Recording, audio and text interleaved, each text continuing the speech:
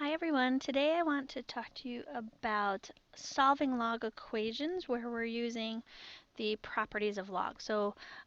Previously we talked about different types of equations that you could be solving. We had the three different type of exponential equations where you had the base the same, where you had to get the bases to be the same, and when you had to use logs. We also started talking about solving log equations when you have a log on both sides, and you're setting things equal to each other. So today we're going to talk about log equations where you have to apply the properties that we learned last week in order to solve the equation. Let's do a quick review of those properties. There were three of them. The first one was that product rule. I sometimes call them rules or properties. It means the same thing. And that said, well, if I'm taking the product, the log of the product, I can break that up into two things. That's log base b of m plus log base b of n. So if I'm taking the product, I can actually break that up into the sum of the individual logs. The quotient rule was very similar in that we, instead of taking the product of the log of the product, we were taking the log of the quotient. And so we had log base b of m over n, and that was equal to log base b of m minus log base b of n.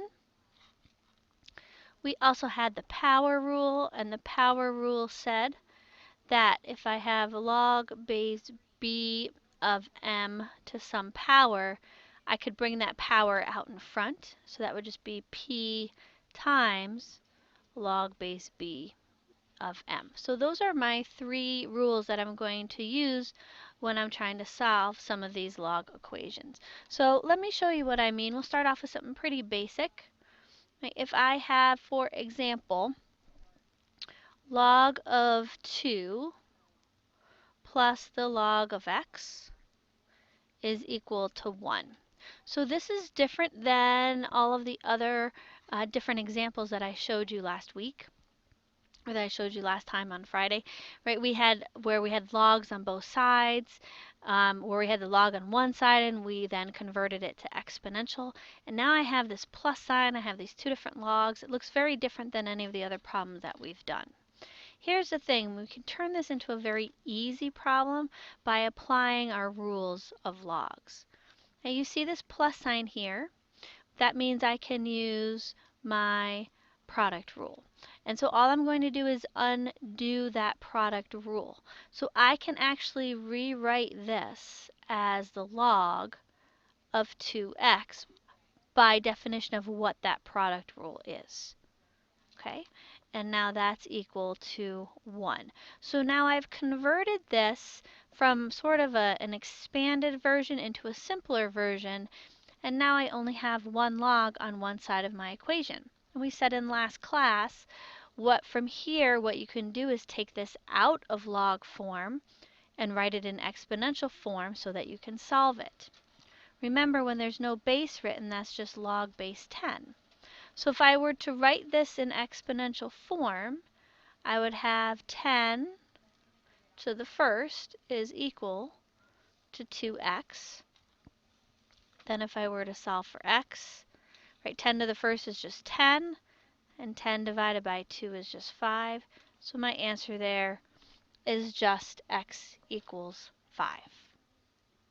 Okay, so like I said, we're going to use these rules to get everything on one side of our equation written in terms of a single log. Once we do that, then we can take it out of log form and put it into exponential form. So that's our strategy as we go through these different types of problems. Let's look at another one. Let's try, let's see, get a new screen here. Let's try log of 2 minus the log of 3x plus 2 is equal to 1. Now again, we have multiple logs on one side of our equal sign, so I want to convert that into a single log. That's subtraction, so that's going to be my quotient rule. Okay, so I'm going to write it as a single log with a fraction. So when I write that, I can rewrite this as the log of 2 over 3x plus 2 is equal to 1. So again, now I've changed it into a very simple problem that now I can take out of log form and I can write it in exponential form. Remember, this is base 10 if there's no base written here.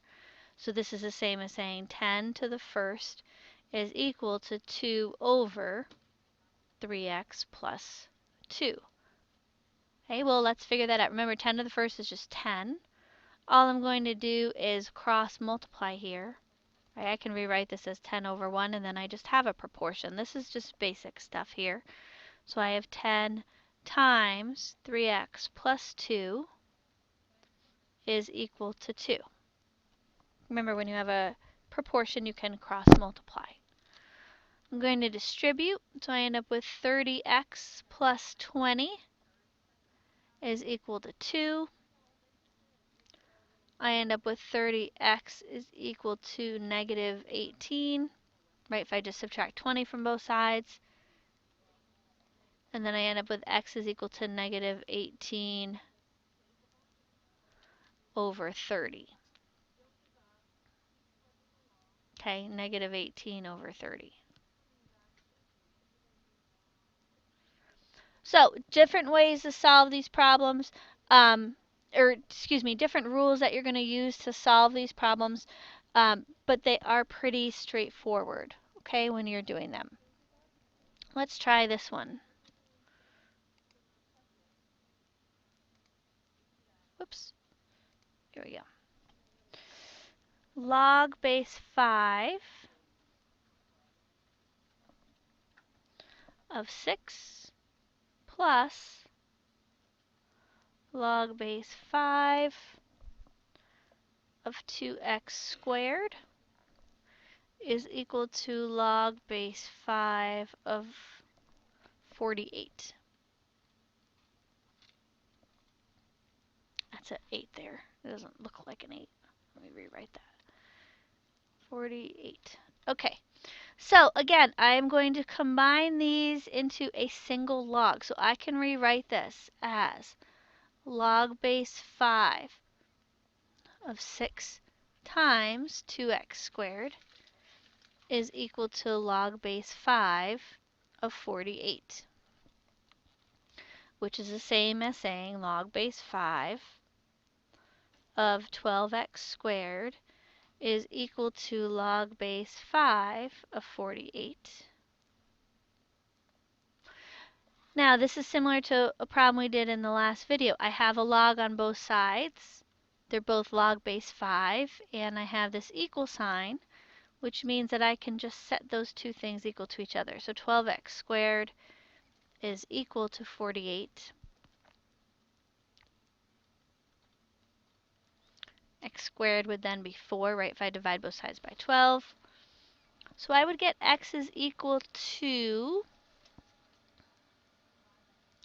plus or minus 2, right? X can be two things.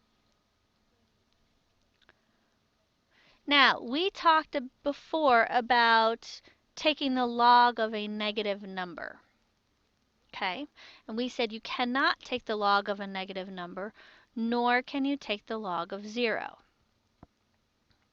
And so in this problem, you might look at this and go, oh, wait, x can't be negative 2. We can't take the log of a negative number. Here's the thing.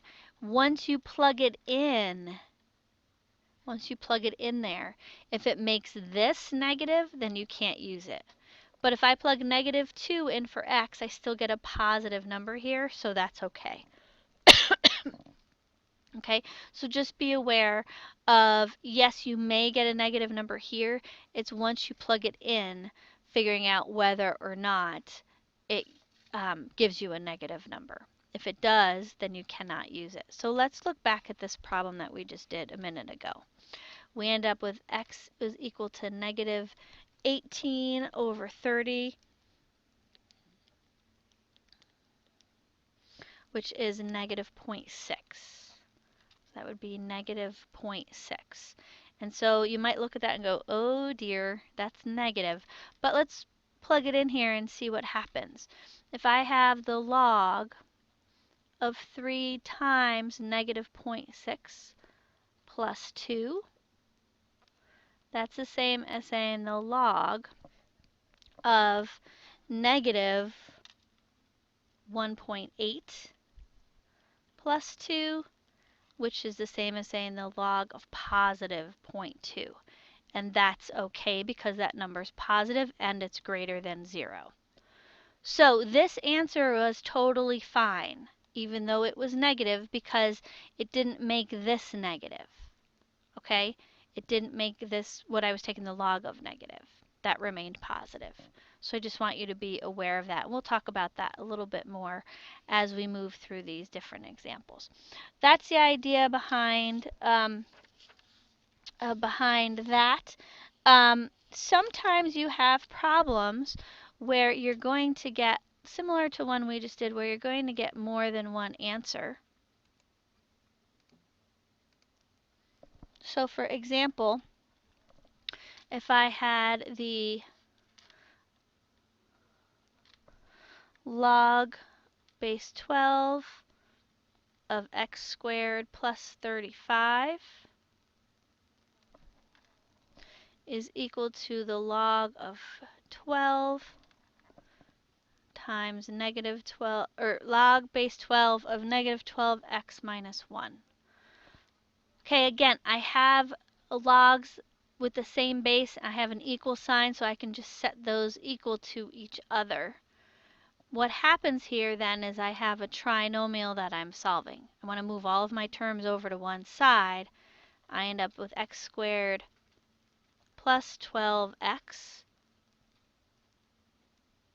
plus 36 is equal to 0. If I factor that, that would give me x plus 6 times x plus 6 equals 0. So I would end up with x equals negative 6 and x equals negative 6. If I plug that into either side of this, I would still have a positive number. Remember, when you square a negative number, it becomes positive. So this whole expression here would still be positive, and negative 12 times negative 6 would be positive, so this whole thing would also be positive. So that answer would be totally fine. So those are some examples of different types of exponential problems that you're going to solve. We'll be doing more with this tomorrow, but that's just kind of to get you started with those types of problems. Also on your assignment tonight is some review of some exponential problems from last week. I want you to try some of those as well, just for the practice, because that's always good. And I will see you all in class tomorrow. Have a great day, everybody. Bye-bye.